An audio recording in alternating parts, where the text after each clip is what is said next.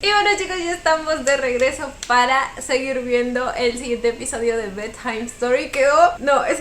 que ese final de episodio, si yo hubiera tenido que esperar una semana para saber qué pasaba, me daba algo, yo no aguantaba. O sea, Mint apuntándole con el arma a Dew. Jamás pensé ver eso, ¿me entienden? Y supuestamente se oyó un disparo, pero yo no creo que haya disparado y... No entiendo. Ok, sin nada más que decir, vamos a empezar rápido con esto porque tengo muchos episodios en los cuales ponerme al día. Así que comencemos. Estoy muy confundida y aún no me ha aclarado por qué Dew dijo que lo extrañó si sus tiempos están cruzados.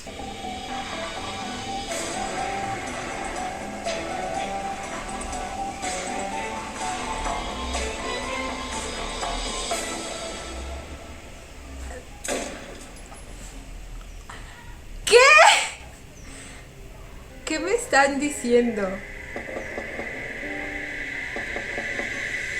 No está pasando.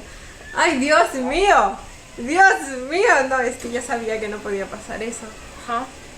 Se lo estaba imaginando. สตาร์ทรถทิ้งไว้นานแล้วนะครับ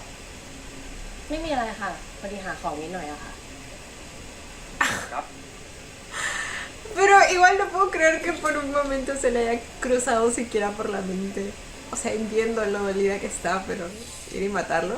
Igual también estoy muy enojada con Dew por haberle mentido descaradamente así en la cara. มิ้นมึงเห็นปืนหวยอ่านไหมวะ ใช่ เดี๋ยวพรุ่งนี้กูเอาไปให้มึงนะโจ Lo que causa el desamor y el despecho. Y Hola, el sentimiento de ser traicionado. ที่ขอนแก่นเป็นไงบ้างสบายดีใช่ไหม Dijo, está hablando con el mam de su ฮัลโหล universo. พี่มั่งที่ขอนแก่นเป็นไงบ้างสบายดีใช่ไหม ¿Con quién? ¿Quién es con quién? เปล่า ไม่มีอะไรแค่อยากโทรหาเฉยๆอะ Probablemente la notó triste. ¿Se acuerdan de la teoría que les dije de que quizá el motivo de Mam, si es que es él realmente, sea que sienta que Dew está jugando con los sentimientos de su hermana? Pero luego les dije que ese no me parecía un motivo para matar a alguien.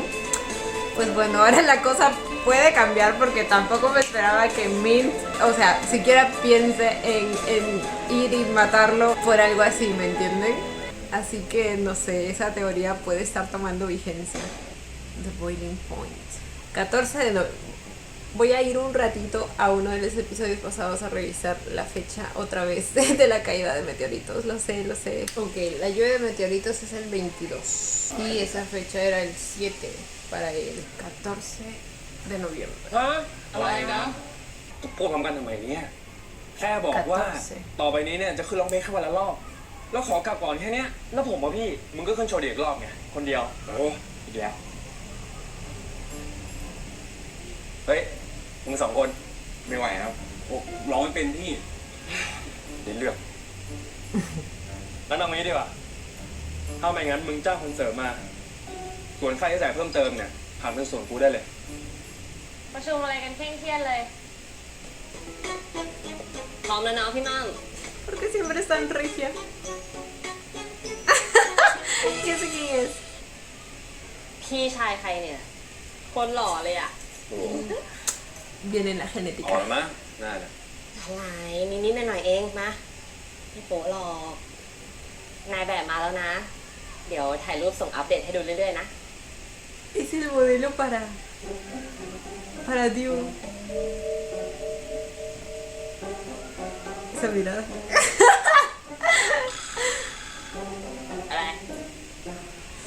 สาบานวันที่บังคับให้พี่ชายมาทำอะไรแบบนี้เนี่ยก็งานล้วน ใช่ดิงานล้วนๆเลยอะไรเนี่ยไม่ Al ไปทำ menos งาน en ทำการ este กันได้ไง universo, el Dew de aquí sí le อะไร dejó เนี่ย claras las cosas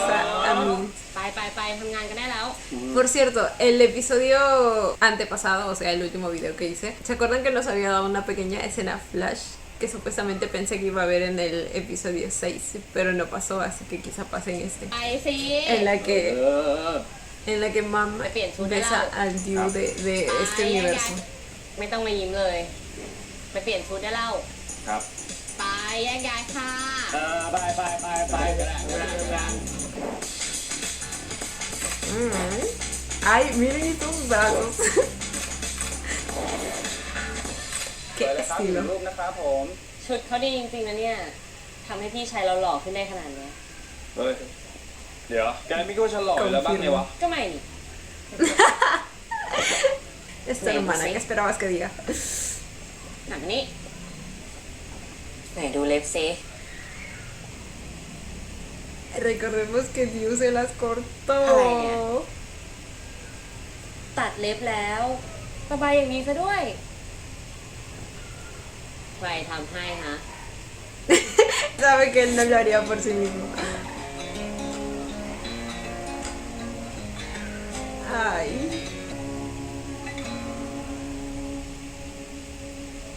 ใครทำให้ ฉันรู้จักไหม Se perdieron sus Ay, recuerdos. ay. Miren su carita. ฉันรู้จักไหม ถ่ายต่อไหมไม่ถ่ายกลับไปนอนแล้วนะ จ้าจ้า Y en realidad ถ่ายจ้า lo conoce, pero no lo conoce. พี่คะถ่ายต่อได้เลยค่ะ Ay, Dios mío, lo confuso que va a ser esto โพส para ที่เดิม mí. แล้วก็ผ้าสบายๆเป็น แต่ ตัวเองได้เลย ดิว นะครับ ผมก็เป็นตัวเองอยู่แล้วนะครับพี่เฮ้ยจะไม่เจอได้เลยครับพร้อมนะครับหนึ่ง ฉันกลับก่อนนะ เดี๋ยวเอารูปไปให้เจ้าของแบรนด์เช็คก่อน เดี๋ยว อะไร คนนี้เอาจริงเหรอ ใคร ก็ไอ้เจ้าของแบรนด์เสื้อนี่ไง แกไม่เคยดีด้ากับลูกค้าคนไหนเท่านี้มาก่อนเลยนะ ก็ไม่มีอะไร ฉันก็ดูแลลูกค้าฉันดีทุกคนแหละ Pero especialmente este. แล้วเราสงสารผู้ชายคนนี้จังวะที่จะต้องได้แกเป็นแฟน ปากดีนักนะ ฉันสงสารคนที่มาตัดเล็บให้พี่มากกว่า โคตรซวยเลย มาชอบคนอย่างพี่อะ โชคดีจังค่ะ Es el mismo, ไปแล้ว pero de diferentes โร universos. ยดี เออ Ay, Dios. ไปกันนะพี่ อ้าวแล้วทำไมออกทางเนี้ย ออกน่ารักที่เกียรตอบหาลูกค้า อ๋อ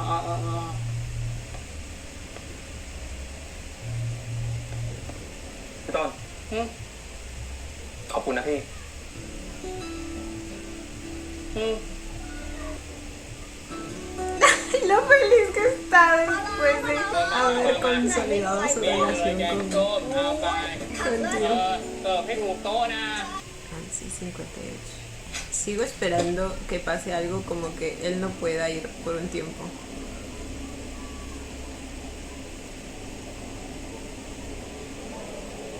Sí va a ir.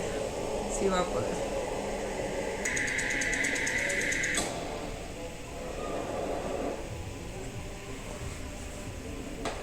Ok, sí se pudo, sí se pudo. Entonces siento que hubo un error de lógica en ese reencuentro pasado.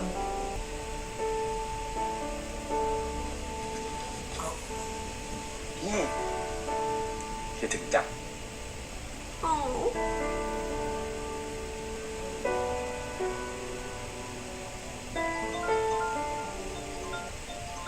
Supongo que para este momento Imam está cada vez más seguro de lo que siente, pero View está cada vez menos. No es que cada vez menos, sino que como el tiempo va de atrás hacia adelante, aún no está seguro, mejor dicho.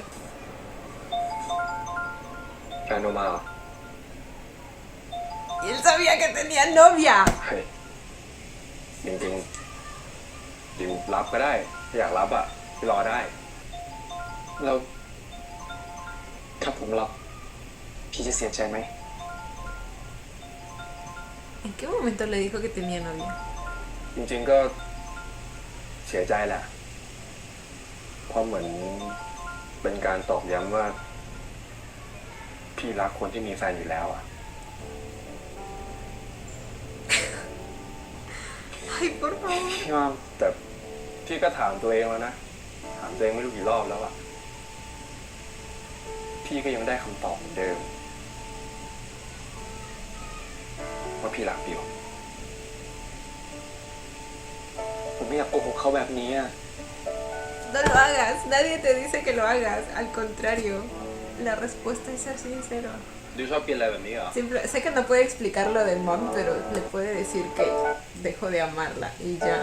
O sea, no es que así de fácil y ya, pero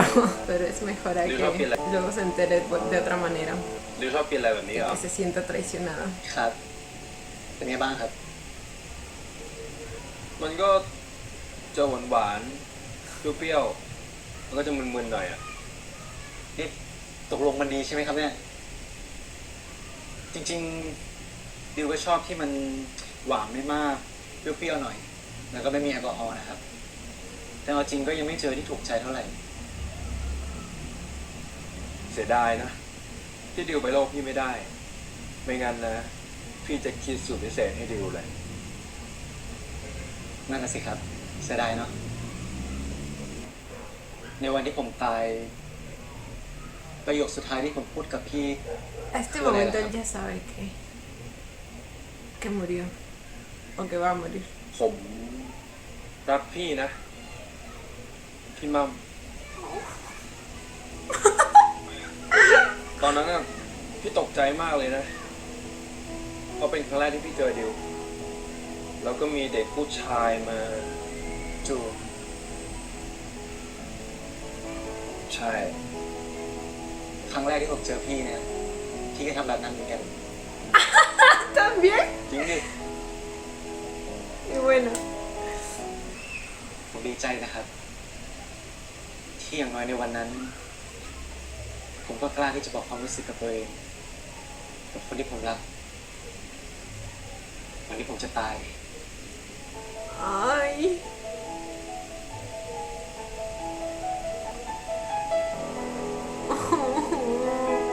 Ok.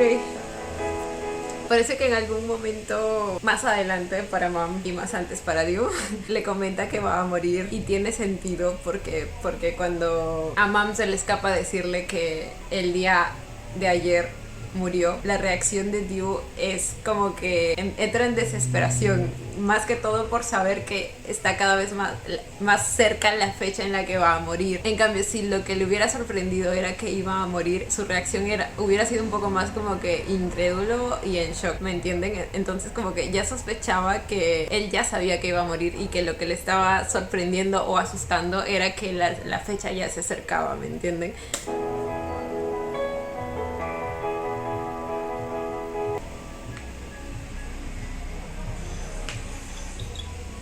¿Eso lo está explicando? ดิวบอกว่า Van a pensar Yo- juntos en igual, esto. วันที่ 6 พฤศจิกาใช่ไหม 6, ya ven, 6. พี่มัมก็บอกดิวว่าวันสุดท้ายของดิวคือวันที่ 23. 24 ¿24? ในโลกของพี่เหมื Ah, อน sí, กัน claro. Ok, แต่ ok. พี่เจอดิวครั้งแรกเนี่ย ก็คือวันที่ 6 ในโลกของพี่เหมือนกัน แต่ว่าในโลกของดิวมันคือวันที่ 24 แปลว่า เวลาในโลกของเราเดินคู่ขนานแบบสวนทางกันระหว่างวันที่ 6 จนถึงวันที่ 24 แล้วหลังจากนั้นเราก็จะไม่ได้เจอกันอีก ฟังพี่นะ มันยังมีเวลา เราต้องตามหาฆาตกรให้ได้ ถ้าเราตามหาได้เนี่ย เราอาจจะเปลี่ยนแปลงโชคชะตาได้ ถ้าวันที่ 24 ดิวไม่เป็นอะไร บางทีเราอาจจะได้เจอกันแบบนี้ก็ได้นะ ดีจัง แต่ว่า ถ้าเราเปลี่ยนแปลงโชคชะตาของเราแบบนั้นแล้วเนี่ย มันจะเกิดอะไรขึ้นกับคนอื่นในโลกของเราล่ะครับ คิดว่า มันก็คงจะมีบ้างนะอย่างอาเจก El efecto mariposa. ก็อาจจะติดคุก แต่เดี๋ยวก็รอดไง ผมเล่าเรื่องอะไรให้พี่มั่งฟังด้วยล่ะครับ ใช่ เท่าที่ดิวเล่าให้พี่ฟังเนี่ย คนที่น่าสงสัยที่สุด ก็คือเจ็กอาทิตย์ ถึงประเทศอาจจะโกงบริษัทนะครับ แต่ไม่น่าจะใช่ฆาตกร เราถึงต้องพิสูจน์ ¿Quién sabe? เริ่มจากเจ็บประทินนี่แหละ ถ้าไม่ใช่ เราค่อยไปสืบหาคนอื่นเอา แล้วเราจะพิสูจน์กันยังไงล่ะครับ บ้านของเจ็บประทินอยู่ห่างจากที่นี่กี่นาที ประมาณ 20 นาที ¿Planea ครับ ir? 20 นาทีอะ งั้นเรามีเวลาแค่วันละ1 ชั่วโมง ดิวต้องพาพี่ไปที่บ้านเก็บอาทิตย์ Si le da el tiempo para ir y venir. ในเมื่อทุกคนมองไม่เห็นพี่ในโลกของดิวอยู่แล้ว คนที่จะสืบเรื่องนี้ได้ ก็คือ Soy พี่ yo, sí. พี่จะเข้าไปสืบในบ้านเพื่อค้นหาหลักฐานเพื่อเอาผิดเขา อะไรก็ได้ แล้วส่งข่าวให้ดิว เฮ้ย Ok. Nada, creo que lo haya visto. No pueden verlo, solo sentirlo. Por eso tuvo cuidado con el señor de la puerta al ingresar. เฮ้ย ครับนาย งานเสร็จยังวะ เสร็จเรียบร้อยแล้วครับนาย ถ้าเจ็กประทินนั่นคิดจะฆ่าดิวจริงๆ ดิวต้องใช้กระบวนการทางกฎหมาย เอาผิดเขา พี่มีเวลาแค่แป๊บเดียว เดี๋ยวพี่ก็ต้องกลับแล้ว แต่พี่สัญญานะดิว ว่าคืนพรุ่งนี้ พี่จะรีบกลับมาช่วยดิวสืบเรื่องนี้ให้เร็วที่สุด แต่ว่าพรุ่งนี้ของพี่ คือเมื่อวานของดิวแล้วดิวจะจำได้ยังไงครับว่าเราเคยสัญญาอะไรกันไว้ ไม่ต้องห่วงนะดิว พี่จะทำทุกอย่างให้ดิวจำสิ่งที่พี่พูดให้ได้ Ay, Dios รอ mío. พี่นะดิว เราต้องทำให้ได้ Qué complicado es todo esto. พี่ไม่อยากเสียดิวไปอีกแล้ว Oh.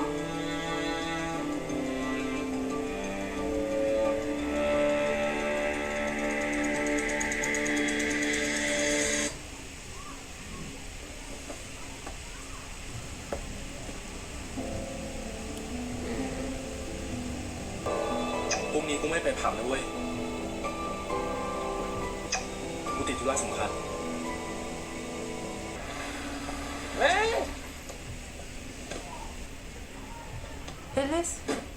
อะไรของมึงเนี่ยไอ้อัน ไม่ไปไหนมาอ๋อมันไม่อยู่กับดิวมาอีกแล้วใช่ปะ Y otra vez está ทำไมส borracho. ภาพมึงเป็นขนาดนี้เนี่ย เราอะเป็นห่วงมินนะเว้ย ไหน เฮ้ยเราเป็นห่วงมินนะเว้ย Se está volviendo a repetir lo del otro หม universo. ดคอนโดหรอก ต้องแม่งเลย เมาแล้วอ่ะกลับบ้านไปเถอะ กอดกูหน่อย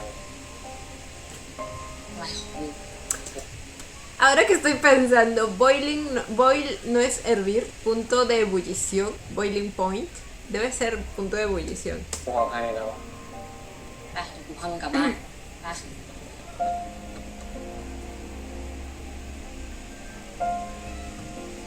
Y aquí está el otro. ¿Cuál era su nombre? ทำไมมันใจแข็งจังวะ เรื่องมันนะ มันดูชอบมันจริงจังมากเลยนะเว้ย โอ้โห แล้วนี่มึงรู้ปะทำไมแม่งถึงโฟกัสใครไม่เคยรอดเลย ก็มันเจ้าชู้ไงใช่ปะ เอาไม่มีผู้หญิงไหนทนมันได้หรอก เวลาที่แม่งมาอ่ะแม่งก็จะพูดถึงแต่มึงแม่งก็จะมาหามึงให้ได้แบบนี้ตลอดเลย จริงๆอันมันก็เป็นเพื่อนที่ดีนะเว้ยแต่กูไม่ได้ชอบมันแบบนั้นว่ะ ตั้งแต่ทีมมึงไงดิวอะไอ้ดิวมันก็ปฏิเสธมาตลอดนะเว้ยไม่ต้องมึงชอบเลยวะ ไม่รู้ดิคือปกติเรื่องอื่นอะกูใช้สมองตัดสินใจล้วนๆพอเป็นเรื่องดิวอะอารมณ์ทั้งนั้นเลย Digo, ว่ะ es su punto débil. คือมึงก็รู้ว่าดิวมันก็เป็นคนไนซ์แบบนี้มาตลอดอะแล้วกูก็ติ่งแม่งมาตั้งแต่ตอนนั้นแล้วมึงเข้าใจอารมณ์ติ่งปะไม่ว่าเมนจะทำอะไรนะเว้ยเราก็มองว่ามันดีเสมอไม่ว่ามันจะปฏิเสธกูอีกกี่รอบนะเว้ยกูว่ากูก็จะรอว่ะ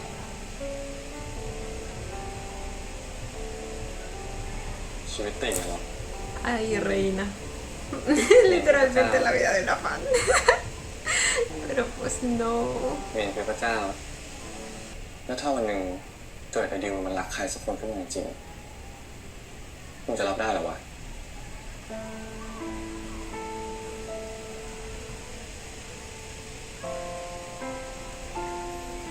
Se ¿Saben de qué me va a dar ganas หม después? ดจะเล่นมือถืออย่างเงี้ De ยแหละ ver esta serie en el sentido contrario. Para vivir la experiencia que ellos vieron en el universo de Dios. มึงสนใจโลกข้างนอกมั้งปะเนี่ย ¿Es bien? เฮ้ยมาไม่ให้ซุ้มไม่ให้เสียง รถเก่ามากแล้ว ซ่อมเท่าไหร่ก็ไม่คุ้มหรอกพี่ ซื้อใหม่ดีกว่าไหม ก็สำหรับเกมมันง่ายนี่ เกมเป็นเจ้าของร้านอ่ะ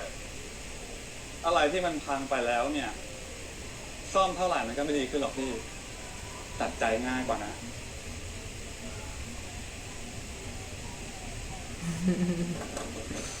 Eso tuvo doble sentido, ¿verdad? พี่วีทำอะไรอะ จะเรียกแท็กซี่ไง ปกติจากนี้ไปคอนโดพี่อะเท่าไหร่หรอ ประมาณ 120 มา Le va a hacer el มา taxi. อะไร จ่ายมา เดี๋ยวผมไปส่ง ไม่เอา เดี๋ยวเรียกแท็กซี่ได้ โอ้โหไปเก็บโทรศัพท์ก่อนพี่ Oh, เดี๋ยว เดี๋ยวดื้อดีเราเนี่ยฮะ tiene el señor carro. ขึ้นไปเลยครับ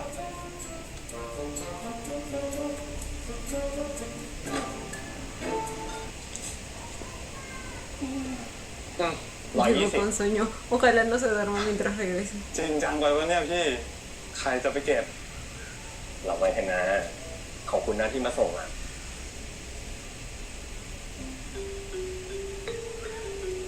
No me digan que le va a ofrecer quedarse. เดี๋ยว อะไรหรอ เฮ้ย Bueno, técnicamente es peligroso que se vaya así, con tanto sueño. รีบกินแล้วก็รีบงีบซะ ตื่นเมื่อไหร่เราค่อยกลับแล้วกัน คนอะไรหน้า สิ ตา เหรออี ดี สัตว์ แล้ว ยังจิตใจดีอีกนะ ไม่ได้ใจดี แต่ขับไปตอนง่วงเดี๋ยวก็เกิดอุบัติเหตุหรอกทำอะไร Y sí. เอาดีๆนะพี่ ผมชอบเวลาที่พี่คอยด่าผมนะ น่ารักที คนดีๆที่ไหนเขาชอบโดนด่า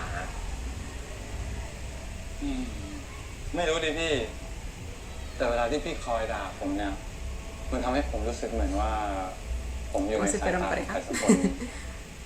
ที่เขาใส่ใจเรา Ah, เวอร์ แต่ก่อนก็จีบหญิงไม่ทั่วไม่ใช่หรอ นั่นดิ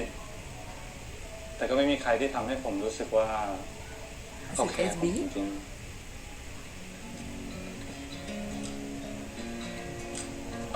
เดี๋ยวตัว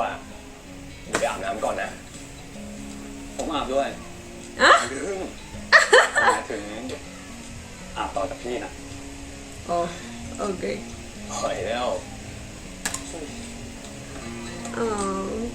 พี่วี me gusta que lo sigue intentando sin necesariamente ser tan พี่วีอาบน้ำเร็วๆนะ insistente o ปวด pesado. ฉี่เร็วด้วย เออ พี่วีเสร็จยังพี่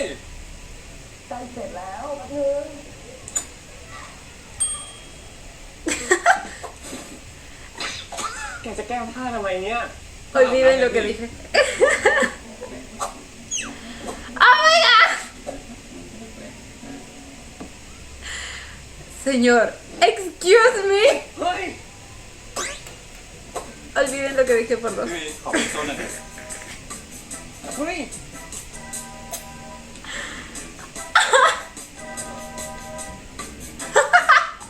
Lo acabo de traumar. Su cara.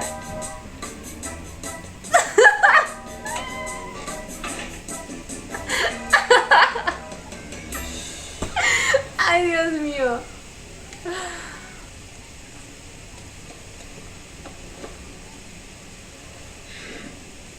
เฮ้ย ครีมอะไรอะหอมจังเลยพี่ อะไรเนี่ย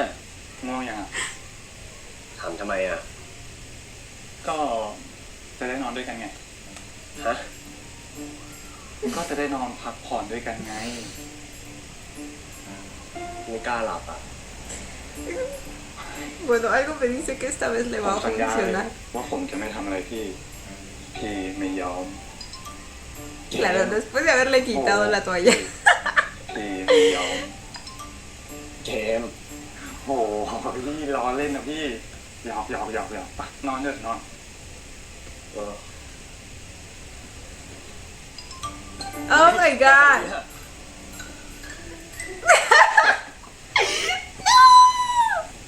Lo odio. Lo odio. Es un chico muy travieso. Alguien aquí está ที่หลับตา nervioso. ในตอนเนี้ยคือพยายามระงับใจอยู่พี่กลัวว่าถ้าลืมตาขึ้นมาแล้วเนี่ยจะห้ามใจตัวเองไม่ได้ Típico comentario de una historia de แล้ว Wattpad. เนี่ยจะห้ามใจตัวเองไม่ได้ Pero Pai, eres tú. จะไม่อะไรกันเลยเหรอพี่ ไม่ คุณนายคิดได้ปะ คิดไม่ได้ แต่หอมแก้มได้นะ ขอหอมนะ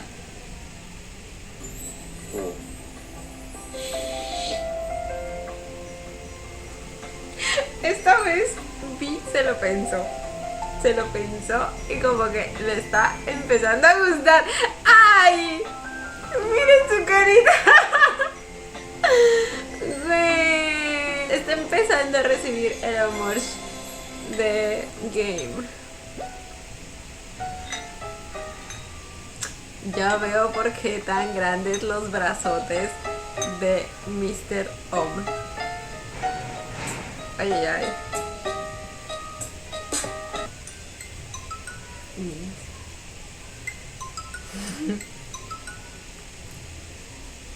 ฮัลโหลพี่มั่ง ว่าไงมิ้น นี่ดูไอจียังยอดไลค์ปังมากเลยนะ คอมเมนต์เต่ามารัวๆเลยอ่ะ อยู่แล้ว เจ้าของแบรนด์เขาฝากมาขอบคุณด้วยนะ บอกว่าเดี๋ยวจะขอไปเลี้ยงข้าวอ่ะ พวกแกไปกันเลย ฉันไม่อยากไปเป็นก้างขวางคอ เฮ้ย Ay, ได้ ay. ดิ อยากให้มาเจอกัน ไป ไปเถอะใครนะยุ่งอยู่ เคเค Es inevitablemente la tercera rueda. No la tercera, él sería la segunda y Mint la tercera. Bueno, en este universo no. No sé.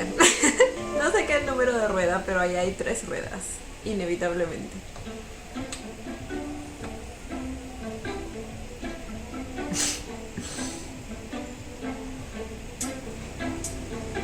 Ahora le responden las sonrisas. พี่เกมดูโทรศัพท์ยังอ่ะ พี่ปิดเครื่องไว้ตั้งแต่เมื่อคืนอ่ะ มีอะไรหรือเปล่าวะต้องตกเที่ยงฮะโอ้ยชิบหายแล้วกู แล้วพี่ต้นได้บอกว่า Right. ว่าจะมาถึงนี้ พี่ต้นบอกว่าไวสุดน่าจะประมาณ4-5 ทุ่ม 4-5 ทุ่ม ยังไงก็มาไม่ทันเปิดร้านไงพี่ เอาไงดีอ่ะ พ่อครัวระดับพี่ต้นก็หายาก แล้วใครล่ะที่จะทำอาหารได้เท่าพี่ต้นน่ะ เราต้องมาได้ตอนนี้เท่านั้น Mam.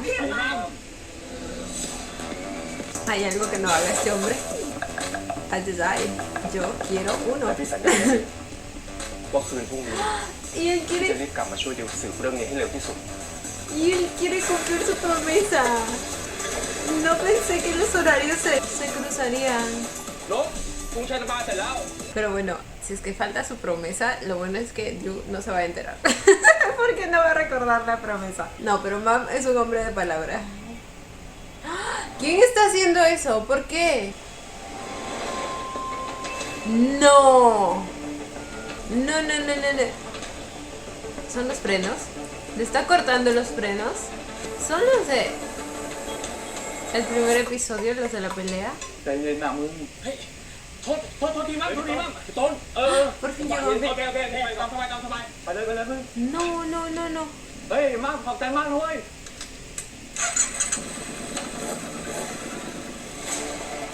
Le cortó los frenos. Los frenos. พี่ไม่อยากเสียเดียวไปอีกแล้ว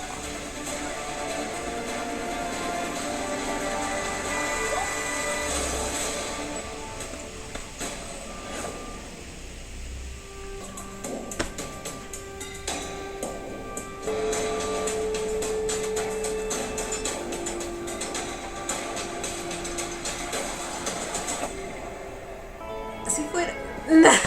¿Por qué? Porque siempre me dejan en puntos tan importantes. ¡Ah!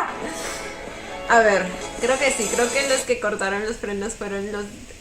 no sé, personas que tenían que ver con la pelea que hubo en el primer episodio, porque si no, ¿con qué otras personas tiene problemas Mam? No creo que le llegue a pasar nada, pero el punto aquí es que si va a poder cumplir su promesa o no. Él quiere cumplir su promesa sí o sí, aunque Dune ni siquiera le recuerde, pero se lo prometió, o sea, su palabra vale oro. Y bueno chicos, estos fueron los episodios 6 y 7 de Bedtime Story. Como esta es una reacción a episodios que probablemente todos ustedes ya vieron, no me voy a extender mucho al final, voy a tratar de avanzar con la edición y ponerme al día con los demás episodios, porque supongo que como ustedes ya han visto estos episodios hace tiempo, no creo que se queden a escuchar mis teorías, porque ya saben lo que va a pasar. Así que nada, aquí dejo el video chicos, ya saben que trataré lo más rápido posible de ponerme al día con Between Us, y también trataré de empezar Cutie Pie 2, que sé que muchos me la van a pedir, y de hecho yo también estoy muy ansiosa por empezarla. Así que nada, esto ha sido todo por el video de hoy, espero que les haya gustado, no olviden darle la manita arriba y suscribirse si les gustó el video. Si les gustó mucho ya tienen el botón del super gracias activado por si quieren colaborar con el canal, obviamente solo si así lo desean. Ya los estaré viendo en un próximo video, bye, los quiero, no olviden seguirme en Instagram.